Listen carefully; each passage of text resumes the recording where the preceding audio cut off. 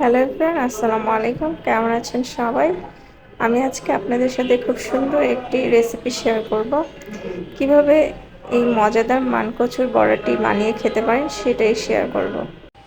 প্রথমে আমি এখানে মানকচুগুলো কুচি কুচি করে কেটে নিয়ে ব্লেন্ডারে জাস্ট একবার ব্লেন্ড করেছি। এরপর ডাল ব্লেন্ড করে নিয়েছি আর চাল ভিজিয়ে রেখেছিলাম, সেই আতপ চালটা ব্লেন্ড করে নিয়েছি। এরপর এক চা চামচ আদা বাটা আর 4 চা চামচ রসুন বাটা দিয়েছি, কেননা মানকচু যেহেতু রসুনটা গলা ধরবে না। এরপর 3 চা চামচ কাঁচামরিচ বাটা দিয়েছি।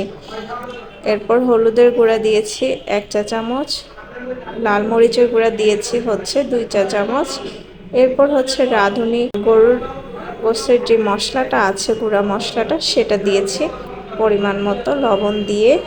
এরপর এটাকে পেঁয়াজ মিক্স করে ভালোভাবে মাখিয়ে নিব। ভালোভাবে মাখাতে হবে, মাখানোটা মজা হলেই দেন রেসিপিটা মজা হবে। এই তো আমার মাখানো শেষ হয়ে গিয়েছে, আমি মাখিয়ে নিয়েছি। এখন এটা খুব সুন্দর করে ভেজে নিব।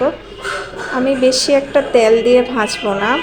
তো এর আগে আমি বাচ্চাদের জন্য ঝাল ছাড়া ভেজেছিলাম, ওইটার উপরেই আমি দিয়ে দিলাম। আর এখানে গরুর গোশতের তেল সংরক্ষণ করে রেখেছিলাম, সেই তেলটাই দিয়ে ভেজে নিব।